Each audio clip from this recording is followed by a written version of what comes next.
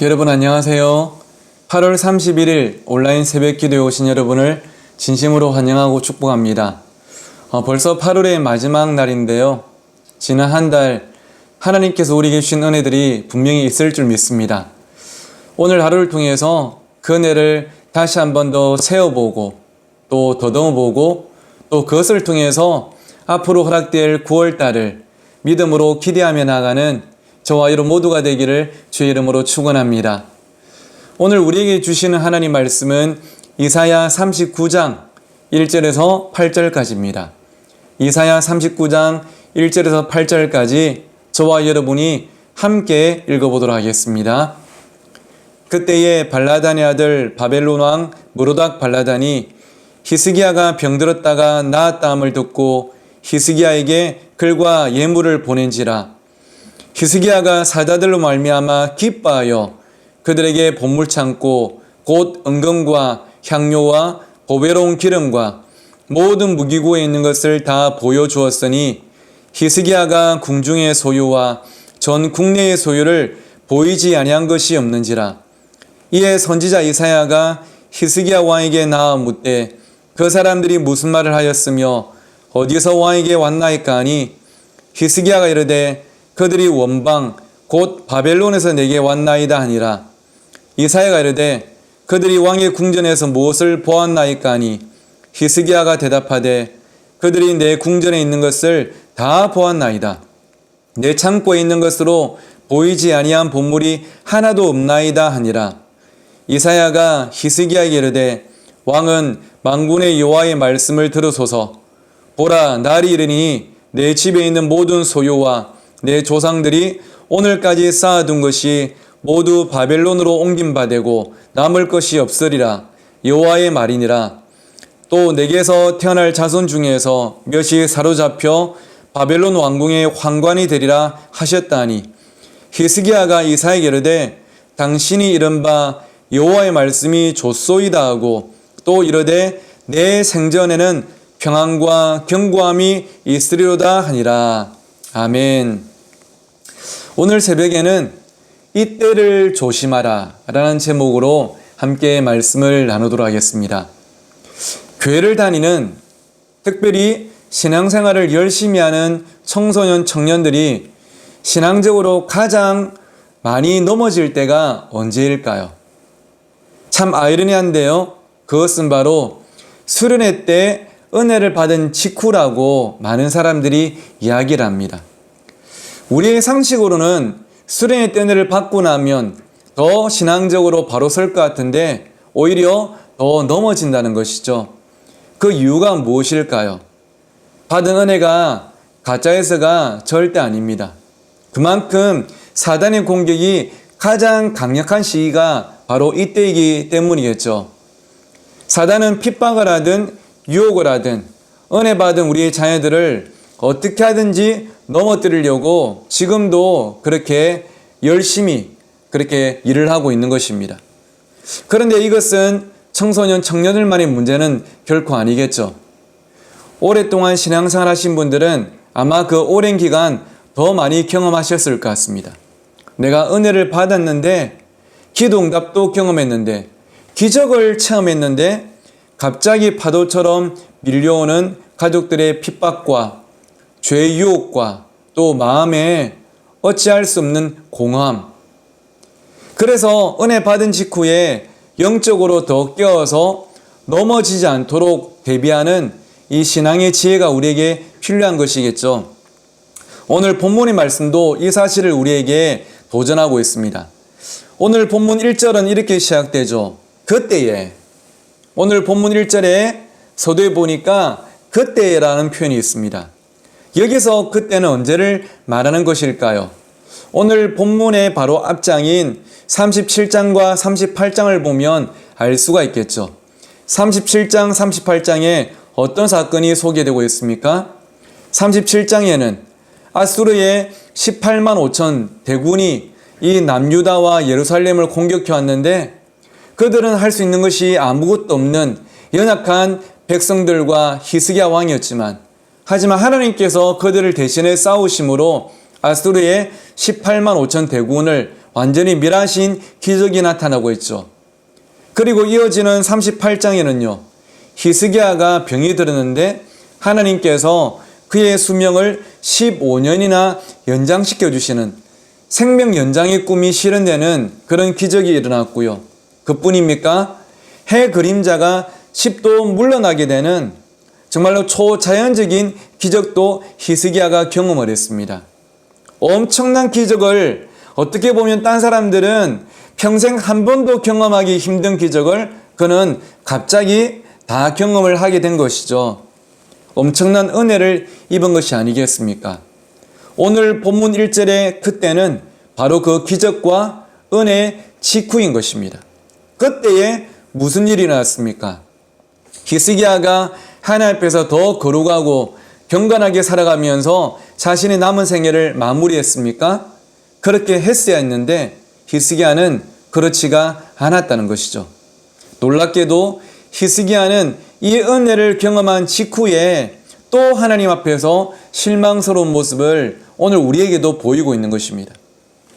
오늘 본문의 내용은 바벨론의 왕 무로닥 발라단이 히스기야가 병들었다가 다시 살아났음을 듣고 그에게 글과 예물을 보냈습니다. 솔직히 까놓고 말하면 바벨론 왕이 한 번도 만난 적이 없는 남유다 왕의 병이 나았다는데 그게 뭐가 반갑고 축하할 일이겠습니까? 바벨론에서는 히스기야가 병이 나은 것이 반가운 것이 아니라 이 남유다가 당시의 강대국이었던 아수르의 산업을 막아낸 것과 그리고 승리한 것에 대한 경의를 표현하는 것이었고요. 더 나아가면 이 남유다와 동맹을 맺고 싶은 정치적인 어떤 그런 제의가 바로 이 사신과 재물을 보낸 것이었죠. 그런데도 여러분 잘 아시는 것처럼 히스기야는요 절대 이들을 환영해서는 안 됐습니다. 왜일까요? 히스기야는 이방 나라와 동맹을 맺었다가 한번 대인 적이 있었거든요. 애국과 동맹을 맺었다가 하나님께서 아수를 통해서 심판하신 것이죠. 하지만 히스기야가 전심으로 회개하고 하나님께 기도함을 통해서 하나님께서 그 기도를 들으시고 아수르의 18만 5천 그 대군을 직접 멸하지 않으셨습니까? 그렇다면 히스기야 입장에서는 이 바벨론의 사신들을 어떻게 했어야 될까요? 그냥 돌려보냈어야 되죠. 그들과 이런 또 정치적인 관계를 맺지 않고 이 히스기야는 오직 하나님만 바라봤어야 합니다. 그런데 2절에 보니까 히스기야가 어떤 반응을 보이고 있습니까? 히스기야가 사자들로 말미암아 기뻐하며 바벨론에서 온 이 사신들을 히스기야가 기뻐하면서 맞이했다는 거예요. 거기서 한 걸음 더 나아가서 히스기야는 사신들에게 이 남유다의 군사력과 경제력을 자랑하고 그들에게 무기고와 나라에 있는 모든 소유들을 다 보여줍니다. 2절에 보니까 히스기야가 궁중의 소유와 전 국내의 소유를 보이지 아니한 것이 없는지라. 히스기야가 지금 얼마나 감정적으로 기쁘고 격양되어 있는지를 보여주는 것이겠죠. 왜 이랬을까요? 어쩌면 히스기야는 바벨론이 이 남유다로부터 멀리 떨어져 있을 뿐 아니라 아직 작은 나라였기 때문에 그들에게 이 남유다와 자신의 힘을 과시하면서 양국 간의 관계에서 주도권을 잡으려고 또 했을지도 모릅니다. 그러면서 이 바벨론과의 동맹을 통해서 또다시 찾아올 아수르의 이 침략에 대비하고 싶었겠죠. 하지만 여러분, 이것은 최근에 하나님의 은혜를 경험했던 히스기야가 해서는 절대 안 되는 행동이 아니었겠습니까? 가벼워도 너무 가볍고 경솔해도 너무 경솔한 히스기야의 모습을 우리가 볼 수 있습니다. 이 소식을 들은 선지자 이사야가 달려와서 히스기야에게 물었습니다. 그들이 당신에게 무슨 말을 하였으며 그들은 어디로부터 왔습니까? 그리고 그들은 궁전에서 무엇을 보았습니까? 그러자 처음에는 대충 얼버무리던 히스기야는 바벨론에서 온 그들에게 궁중에 있는 모든 것들을 다 보여줬다고 솔직히 말을 하죠. 그 결과가 무엇입니까? 오늘 본문 5절부터 7절에 나오는 내용처럼 이사야는 히스기야에게 곧 남유다가 바벨론과 동맹관계를 맺고 더 튼튼해지는 것이 결코 아니라 오히려 이 바벨론에 의해서 침략을 당하고 예루살렘 성은 무너지고 히스기야의 자녀들이 포로로 끌려갈 것이라고 아주 무서운 예언을 하게 되죠. 그리고 그것은 얼마 후에 그들의 역사 가운데 현실로 나타난 것을 저와 여러분은 잘 알고 있을 것입니다.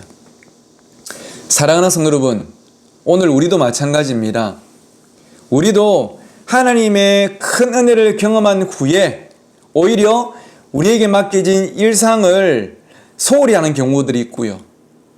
정말로 내가 꼭 지켜내야 될 나의 사명을 놓치는 경우들이 빈번히 발생합니다.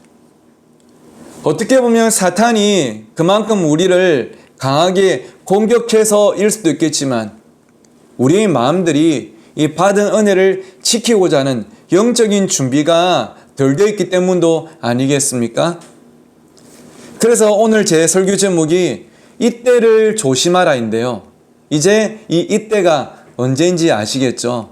바로 은혜와 기적을 경험한 그 직후, 정말로 하나님께서 주신 그 은혜 때문에 내가 경험한 이 기적과 같은 놀라운 변화 때문에 우리가 격양될 때, 이때가 우리가 더 하나님을 바라보고 겸손히 행하며 사탄이 우리를 넘어뜨리지 않도록 영적으로 깨어 있어야 할 그런 시기라는 것입니다.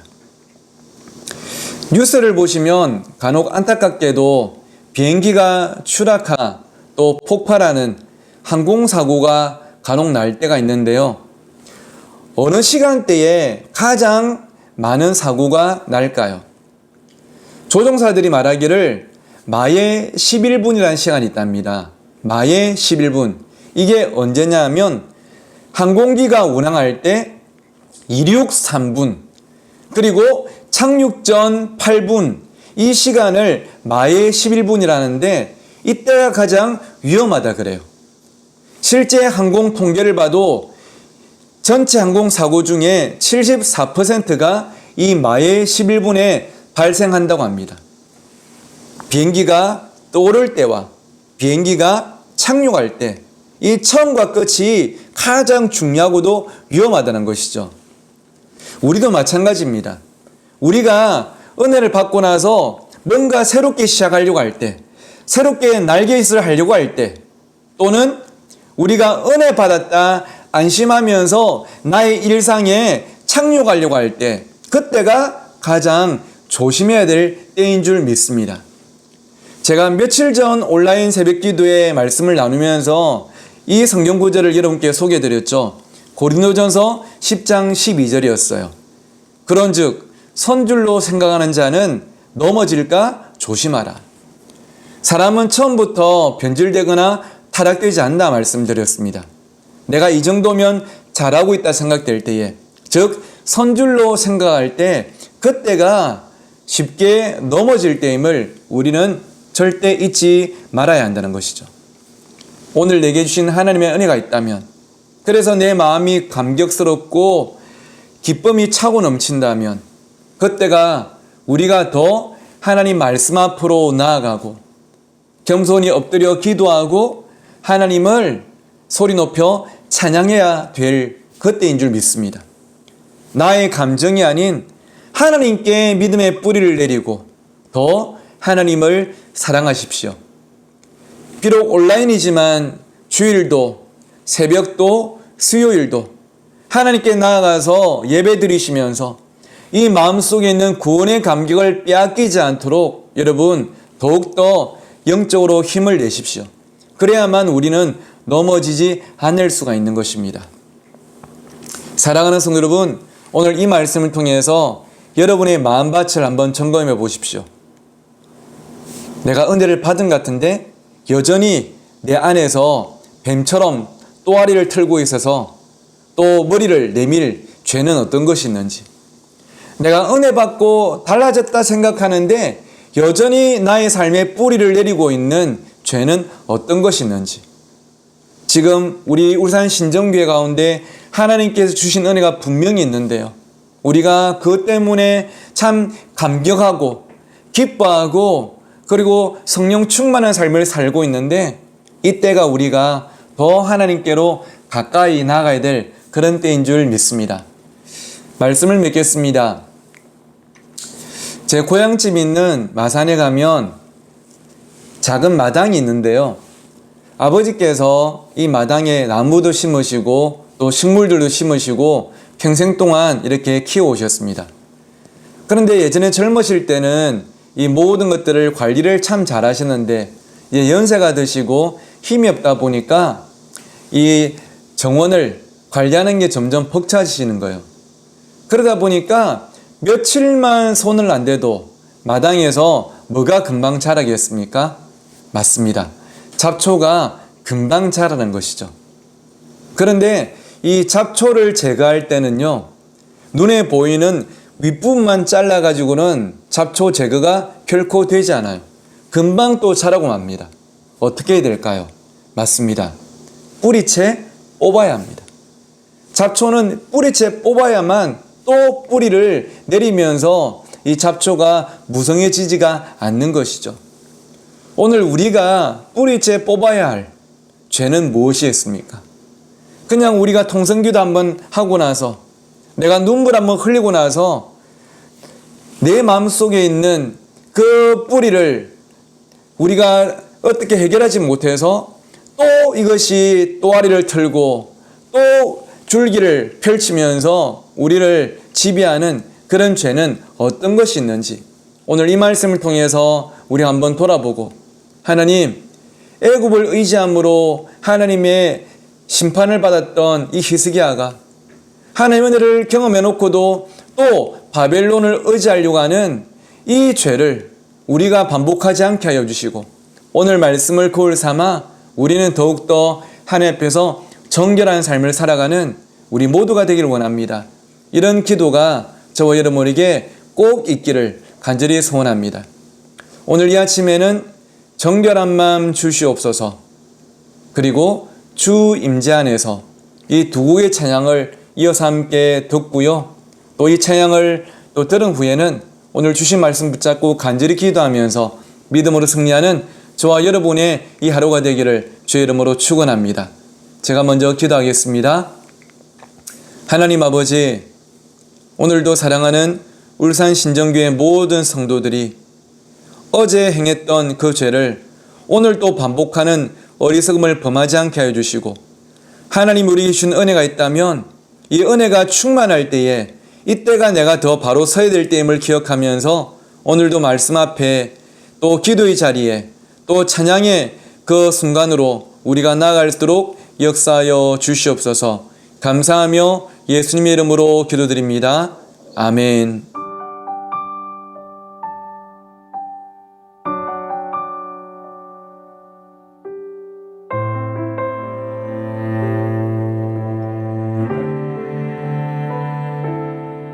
정결한 마음 주시옵소서. 오 주님, 정직한 영을 새롭게 하소서.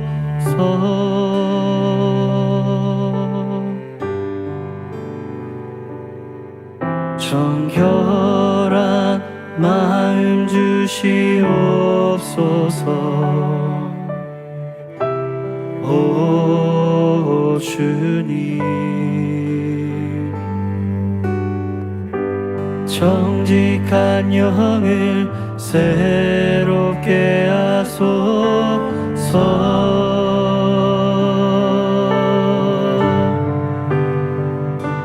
나를 주님 앞에서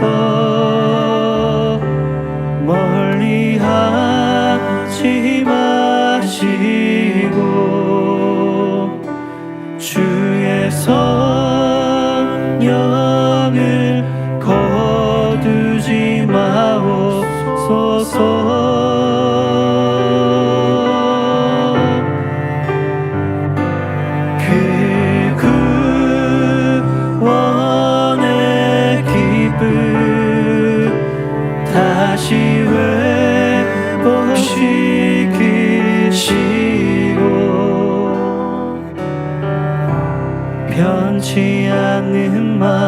내 안에 주소서.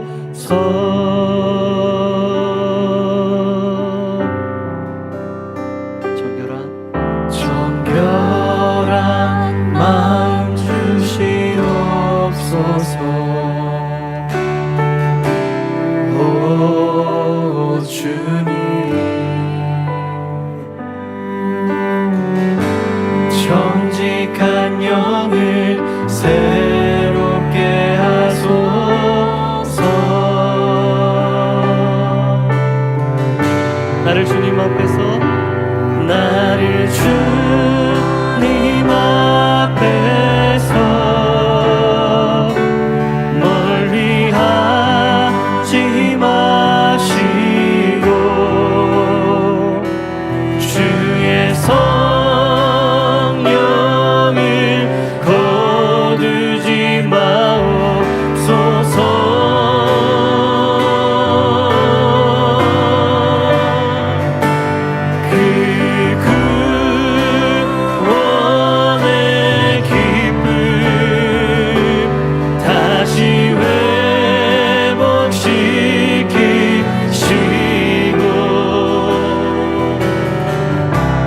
변치 않는 맘 내 안에 주소서.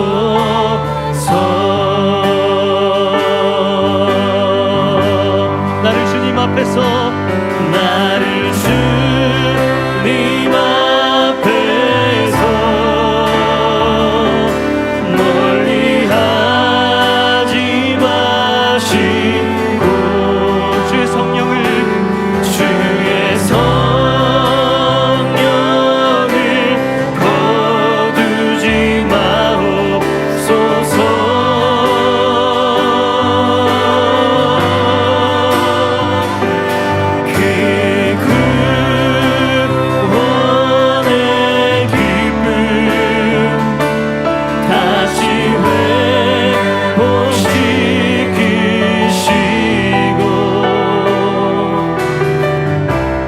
변치 않는 맘 내 안에 주소서.